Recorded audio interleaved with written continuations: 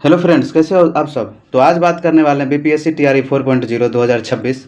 और ये वर्ग 1 से लेकर के 12 तक जितने भी साथी शिक्षक का तैयारी कर रहे हैं, प्रिपरेशन कर रहे हैं, उन सभी के लिए है। और ये हमारा ज्योग्राफी का क्लास है, प्रीवियस ईयर क्वेश्चन, और क्लास 5वां है हमारा। और टीआरई 1, टीआरई 2, टीआरई 3 सभी का निचोड़ प्रश्न इसमें डाला हुआ है। तो अगर अभी तक आप लोग नहीं जुड़े हैं तो चैनल को सब्सक्राइब करें, लाइक करें, शेयर करें। चलिए बात करें अगले प्रश्न की। तो हमारा पहला प्रश्न कर रहा है, स्थानों और वहां की स्थिति उद्योग के बीच निम्नलिखित युग्मों में से कौन से युग्म सही है। भोपाल हेवी इलेक्ट्रिक्स, ये भी है। विशाखापट्टनम स्टील इस्पात, ये भी सही है। बोगईगांव पेट्रोकेमिकल्स, उपयुक्त ये भी है। और उपयुक्त में से एक से अधिक उपयुक्त में से कोई नहीं, बताइए। तो हमारा राइट आंसर होना चाहिए option number D is the right answer. तीनों के तीनों सही है हमारा। चलिए अगले प्रश्न की बात करें। तो अगला प्रश्न हमारा कह रहा है, अटल सुरंग कितनी लंबी है। 8 किलोमीटर, 10 किलोमीटर, उपयुक्त में से कोई नहीं। 9.02 किलोमीटर, उपयुक्त में से एक से अधिक, बताइए। तो हमारा राइट आंसर हो जाएगा 9.02 kilometre. Option number B is the right answer. और उसी जगह बात करें हम, यह घोड़े की नाल के आकार की डबल लेन टनल है और इसकी ऊंचाई लगभग 3060 मीटर है। कितनी है? 3060 मीटर है। 3060 मीटर है। और जो है कि अगर फीट की बात करें तो फीट में जो है कि 10,044 है। कितना है? 10,044 है।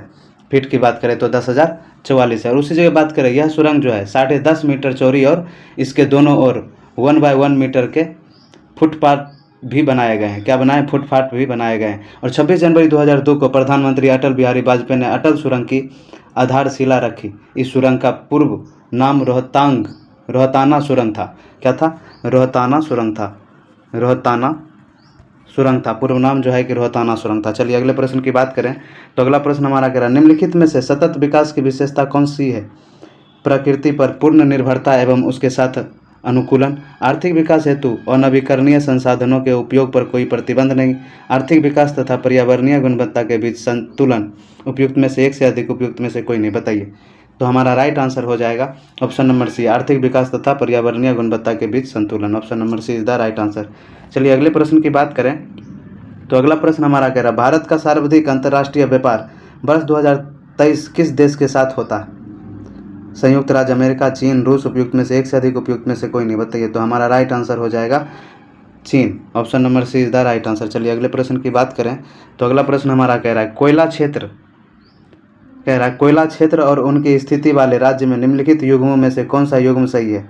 लालचर ओडिशा, विश्रामपुर मध्य प्रदेश, सिंगरौली छत्तीसगढ़, उपयुक्त में से कोई नहीं, उपयुक्त में से एक से अधिक, बताइए। तो हमारा राइट आंसर हो जाएगा लालचर ओडिशा में है। Option number A is the right answer. चलिए अगले प्रश्न की बात करें। तो अगला प्रश्न हमारा कह रहा है, सुंदरी वृक्ष निम्नलिखित में से कहाँ पाया जाता है। खांसी की पहाड़ी, निकोबार द्वीप समूह, सुंदरबन डेल्टा, उपयुक्त में से एक से अधिक, उपयुक्त में से कोई नहीं, बताइए। तो हमारा राइट आंसर हो जाएगा सुंदरबन डेल्टा। और उसी जगह हम बात कर ले सुंदरबन डेल्टा की। तो सुंदरबन डेल्टा का नाम वहाँ पाए जाने वाले सुंदरी नामक पादप से किया गया था। किसका? सुंदरी नामक पादप से किया गया था। और उसी जगह बात करें, सुंदरी नामक पादप से किया गया था, जो विश्व का सबसे बड़ा डेल्टा एवं तेजी से वृद्धि करने वाला डेल्टा था। और उसी जगह बात करें, यहाँ रॉयल बंगाल टाइगर भी पाए जाते हैं। क्या पाए जाते हैं? रॉयल बंगाल टाइगर भी पाए जाते हैं। कहाँ? सुंदरबन डेल्टा में। सुंदरबन डेल्टा में क्या पाए जाते हैं? रॉयल बंगाल टाइगर भी पाए जाते हैं। सुंदरबन डेल्टा को 1984 ईस्वी में नेशनल पार्क घोषित किया गया था। नेशनल पार्क जो है इसको कब घोषित किया गया था? तो 1984 में घोषित किया गया था। चलिए अगले प्रश्न की बात करें। तो अगला प्रश्न है हमारा, राज्यों एवं केंद्र शासित प्रदेश के उनकी साक्षरता दरों के घटते क्रम में 2011 की जनगणना के अनुसार निम्नलिखित में से कौन सा क्रम सही है। केरल, लक्षद्वीप, मिजोरम, गोवा। लक्षद्वीप, केरल, गोवा, मिजोरम। केरल, गोवा, मिजोरम, लक्षद्वीप, उपयुक्त में से एक से अधिक, उपयुक्त में से कोई नहीं, बताइए। तो हमारा राइट आंसर हो जाएगा केरल, लक्षद्वीप, मिजोरम और Goa. Option number A is the right answer.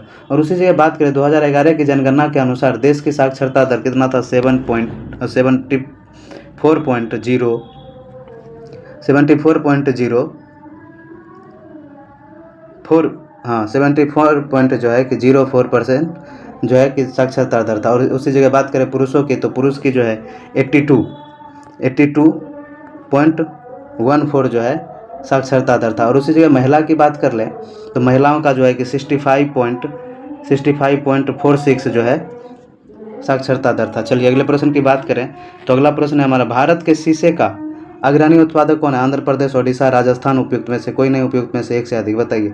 तो हमारा राइट आंसर हो जाएगा ऑप्शन नंबर सी, राजस्थान। क्या हो जाएगा? राजस्थान। तो राजस्थान शीशे के शीशे और जस्ता जिसको बोलते हैं सबसे बड़ा उत्पादक है। भारत में शीशा उद्योग का केंद्रीकरण रेल की सुविधा वाले स्थानों में देखने को मिलता है और इस उद्योग का विकास मुख्य रूप से पश्चिम बंगाल और उत्तर प्रदेश, महाराष्ट्र, तमिलनाडु राज्य में हुआ है और फिरोजाबाद एवं सिकोहाबाद भारत में शीशा उद्योग के महत्वपूर्ण केंद्र हैं। चलिए अगले प्रश्न की बात करें तो अगला प्रश्न है हमारा, पालघाट दर्रा निम्नलिखित में से किसको जोड़ता है? गोवा तथा कर्नाटक, केरल तथा तमिलनाडु, गोवा तथा महाराष्ट्र, उपयुक्त में से एक से अधिक, उपयुक्त में से कोई नहीं बताइए। तो हमारा राइट आंसर हो जाएगा केरल तथा तमिलनाडु को जोड़ता है। चलिए अगले प्रश्न की बात करें तो अगला प्रश्न हमारा कह रहा है, भारत में सबसे लंबा राष्ट्रीय राजमार्ग कौन सा? NH44, NH544, NH1, उपयुक्त में से एक से अधिक, उपयुक्त में से कोई नहीं बताइए। तो हमारा राइट आंसर हो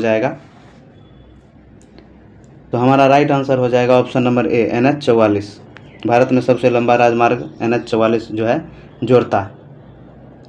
और उसी जगह बात करें, इस राष्ट्रीय राजमार्ग की लंबाई कितनी है? 3745 किलोमीटर। 3745 किलोमीटर जो है इसकी लंबाई है और यह राजमार्ग श्रीनगर से शुरू होकर पंजाब, हरियाणा, दिल्ली, उत्तर प्रदेश, राजस्थान, मध्य प्रदेश, महाराष्ट्र, तेलंगाना, आंध्र प्रदेश और कर्नाटक से गुजरकर कन्याकुमारी तक जाता है। चलिए अगले प्रश्न की बात करें तो अगला प्रश्न है हमारा, पृथ्वी के स्थलीय भाग के कितने प्रतिशत भाग पर भारत का विस्तार है? 2.9%, 3.0%, 2.4%, उपयुक्त में से एक से अधिक, उपयुक्त में से कोई नहीं बताइए। तो हमारा राइट आंसर हो जाएगा 2.4%, option number C is the right answer. चलिए अगले प्रश्न की बात करें तो अगला प्रश्न हमारा कह रहा है, भारत की मुख्य भूमि की तट रेखा की लंबाई कितना है?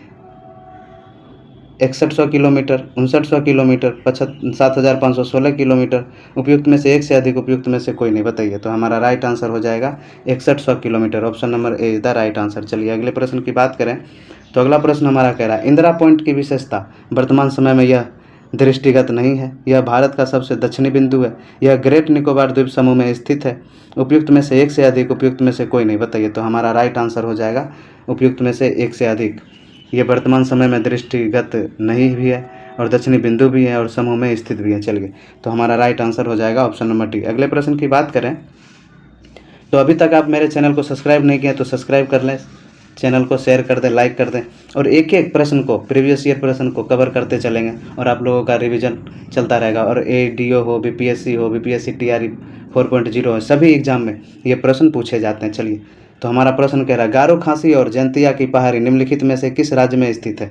मणिपुर, मेघालय, मिजोरम, उपयुक्त में से एक से अधिक, उपयुक्त में से कोई नहीं बताइए। तो हमारा राइट आंसर हो जाएगा मेघालय। गारो, खासी, जयंतिया जो है कहाँ है? मेघालय में। चलिए अगले प्रश्न की बात करें तो अगला प्रश्न हमारा कह रहा है, निम्नलिखित नदियों में से कौन सी पूर्वारोपित घाटियों में से होकर के बहती है? सतलज तथा सिंधु, दामोदर तथा गोदावरी, तुंगभद्रा तथा चंबल, उपयुक्त में से एक से अधिक, उपयुक्त में से कोई नहीं बताइए। तो हमारा राइट आंसर हो जाएगा सतलज तथा Sindhu, option number A is the right answer. चलिए अगले प्रश्न की बात करें तो अगला प्रश्न हमारा कह रहा है, राष्ट्रीय पर्यावरण अभियांत्रिकी शोध संस्थान नीरी नागपुर के अनुसार भारत में उपलब्ध कितना जल प्रदूषित है? 90%, 70%, 60%, उपयुक्त में से एक से अधिक, उपयुक्त में से कोई नहीं बताइए। तो हमारा राइट आंसर हो जाएगा 70%, B is the right answer. चलिए अगले प्रश्न की बात करें तो आप लोग भी कमेंट बॉक्स में जो है कि आंसर देते चलेंगे और एक एक प्रश्न को कवर करते चलेंगे और वीडियो को लाइक कर दें, शेयर कर दें। चलिए तो हमारा अगला प्रश्न कह रहा है, निम्नलिखित नदियों के भारत में उनके बेसिन क्षेत्र के घटते क्रमों में से कौन सा क्रम सही है? गंगा, सिंधु, गोदावरी, कृष्णा, गोदावरी, गंगा, सिंधु, कृष्णा, सिंधु, गंगा, कृष्णा, गोदावरी, उपयुक्त में से एक से अधिक, उपयुक्त में से कोई नहीं बताइए। तो हमारा राइट आंसर कह रहा है option number A, Ganga, Sindhu, Godavari, Krishna, option number A is the right answer. चलिए अगले प्रश्न की बात करें तो अगला प्रश्न हमारा कह रहा है, निम्नलिखित में से किसने 1951 में प्रस्तावित किया कि मानसून गृह पवनों और दाब पेटियों का ऋतुवार स्थानांतरण मात्र हेलिकाटेश्वरम फ्लोन, उपयुक्त में से एक से अधिक, उपयुक्त में से कोई नहीं बताइए। तो हमारा राइट आंसर हो जाएगा option number C is the right answer. चलिए अगले प्रश्न की बात करें तो अगला प्रश्न है हमारा, राज्यों तथा उनके भौगोलिक क्षेत्र के वनाच्छादित भाग के प्रतिशत के युग्मों में से कौन सा युग्म सम्मिलित है वर्ष 2021 में? मिजोरम 74.53%, मेघालय 79.33%, अरुणाचल प्रदेश 89.33%। उपयुक्त में से एक से अधिक, उपयुक्त में से कोई नहीं। तो बताइए, तो हमारा राइट आंसर हो जाएगा option number E is the right answer, इनमें से कोई नहीं। तो उसी जगह बात करें हम लोग कि राज्यों तथा उनके भौगोलिक क्षेत्र के वनाच्छादित भाग के प्रतिशत के बारे में, तो हमारा जो है मिजोरम जो है ये हो जाएगा 88.53%। कौन हो जाएगा? मिजोरम हो जाएगा। और उसी जगह बात करें मेघालय की, तो मेघालय जो है हमारा ये 76% हो जाएगा।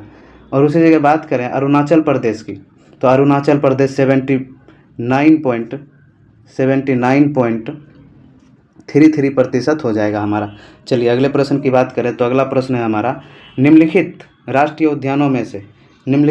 उद्यानों में से कौन सा उद्यान खबरों में इसलिए आया क्योंकि वहां अफ्रीका से लाकर 20 चीते छोड़े गए? कूनो, सरिस्का, केवलादेव। उपयुक्त में से एक से अधिक, उपयुक्त में से कोई नहीं। बताइए, तो हमारा राइट आंसर हो जाएगा option number A is the right answer, Kuno. Option number A is the right answer, Kuno. और उसी जगह बात करें, वर्ष 1952 में भारत से विलुप्त हुए चीतों को प्रोजेक्ट चीता के तहत भारत में लाने की शुरुआत की जा रही है। और प्रोजेक्ट चीता के तहत 17 दिसंबर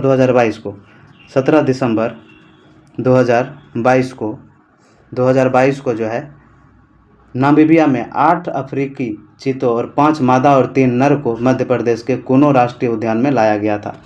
चलिए अगले प्रश्न की बात करें, तो अगला प्रश्न है हमारा, निम्नलिखित राज्यों के जनसंख्या घनत्व 2011 के घटते क्रमों में से कौन सा क्रम सही है? पश्चिम बंगाल, बिहार, उत्तर प्रदेश, बिहार, केरल, पश्चिम बंगाल, उत्तर प्रदेश, बिहार, पश्चिम बंगाल, केरल, उत्तर प्रदेश। उपयुक्त में से एक से अधिक, उपयुक्त में से कोई नहीं। बताइए, तो हमारा राइट आंसर हो जाएगा option number C, Bihar, Paschim Bangal, Kerala, Uttar Pradesh. Option number C is the right answer. चलिए अगले प्रश्न की बात करें, तो अगला प्रश्न है हमारा, भारत में 2011 की जनगणना के अनुसार लिंगानुपात प्रति 1000 पुरुषों पर स्त्रियों की संख्या क्या थी? बताइए, 949, 943, 957। उपयुक्त में से एक से अधिक, उपयुक्त में से कोई नहीं।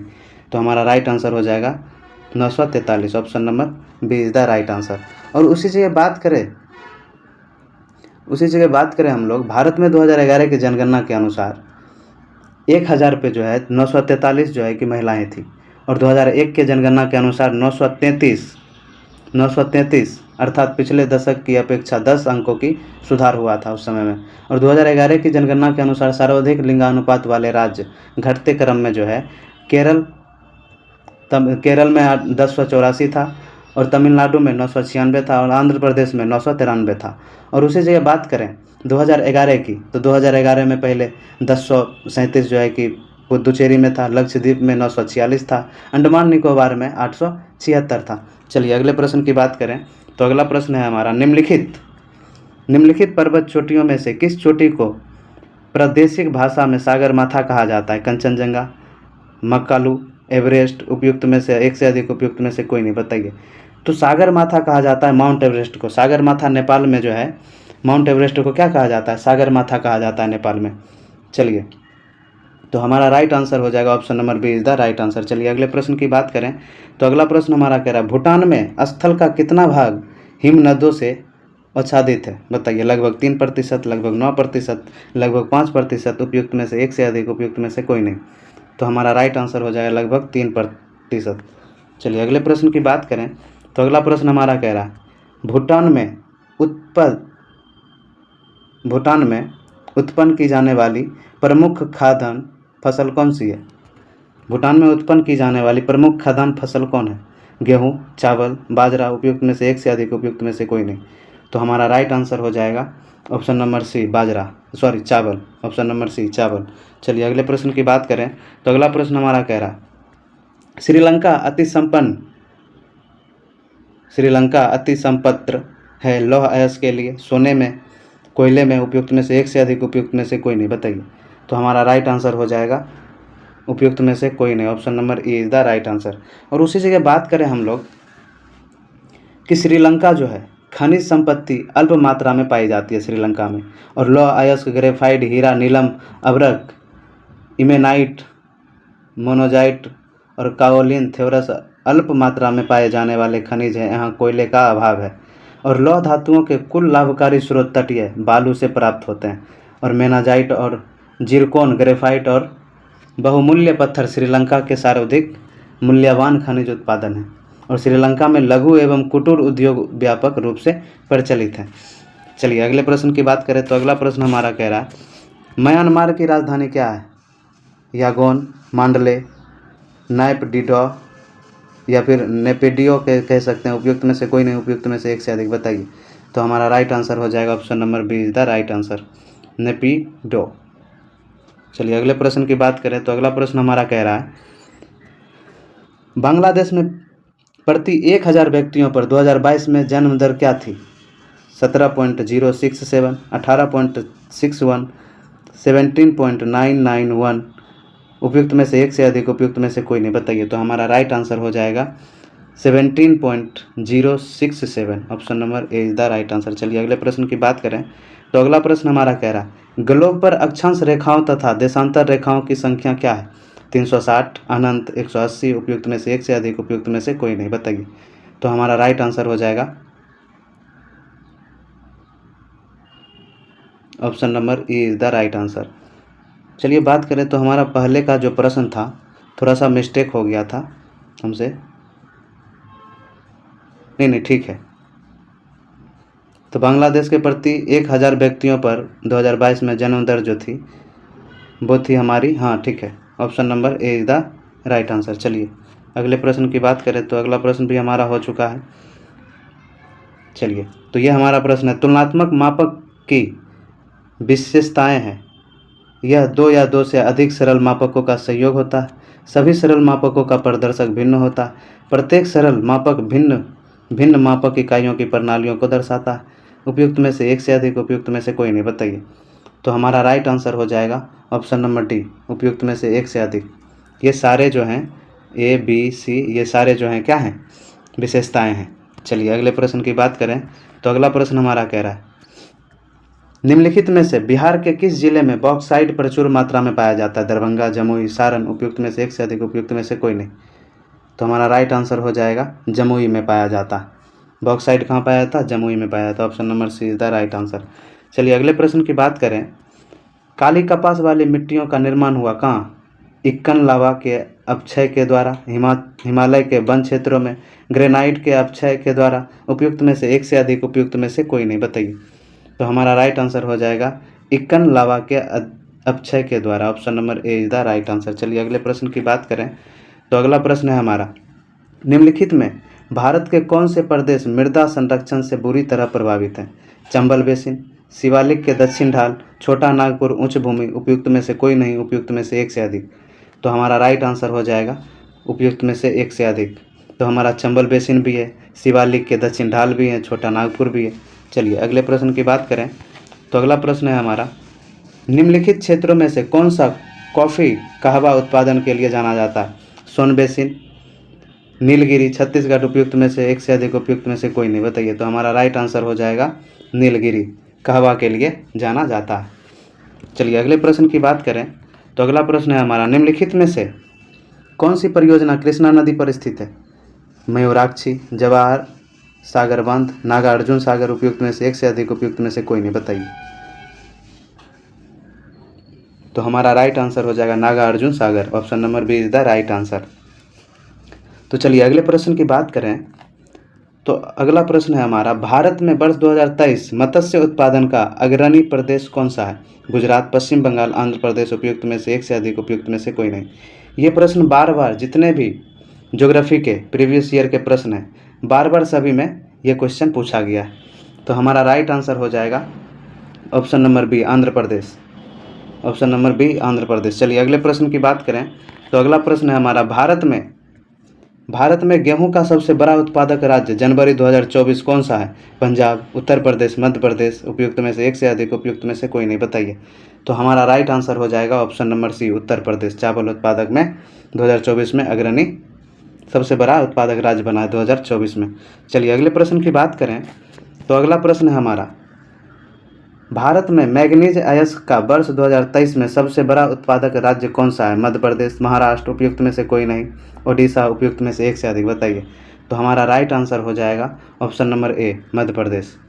चलिए अगले प्रश्न की बात करें तो अगला प्रश्न है हमारा, निम्नलिखित ऊर्जा समूह में से कौन सा समूह गैर परंपरागत है? प्राकृतिक गैस, न्यूक्लियर ऊर्जा, कोयला, सौर ऊर्जा, पवन ऊर्जा, भूतापीय ऊर्जा, कोयला, प्राकृतिक गैस, पेट्रोलियम, उपयुक्त में से एक से अधिक, उपयुक्त में से कोई नहीं, बताइए। तो हमारा राइट आंसर हो जाएगा option number B is the right answer, सौर ऊर्जा, पवन ऊर्जा, भूतापीय ऊर्जा। चलिए अगले प्रश्न की बात करें तो अगला प्रश्न हमारा कह रहा है, पेट्रोलियम क्षेत्रों और उनकी स्थिति वाले राज्यों के युग्मों के बीच निम्नलिखित में से कौन से युग्म सही है? हुगरीजान तेल क्षेत्र आसाम, ये ठीक है। लुनेज तेल क्षेत्र गुजरात, ये भी ठीक है। कलोल तेल क्षेत्र गुजरात, ये भी ठीक है। उपयुक्त में से एक से अधिक, उपयुक्त में से कोई नहीं। तो हमारा राइट आंसर हो जाएगा उपयुक्त में से एक से अधिक। हमारा ये तीनों सही है। तो अगर अभी तक आप चैनल को सब्सक्राइब नहीं किया तो चैनल को सब्सक्राइब करें, लाइक करें, शेयर करें और अपने दोस्तों को ज़रूर बताएं। चलिए अगले टॉपिक आपको किस एग्ज़ाम के लिए प्रीवियस ईयर की क्वेश्चन आपको चाहिए, आप कमेंट में ज़रूर लिखिए। मिलते हैं अगले वीडियो में, तब तक के लिए टेक केयर।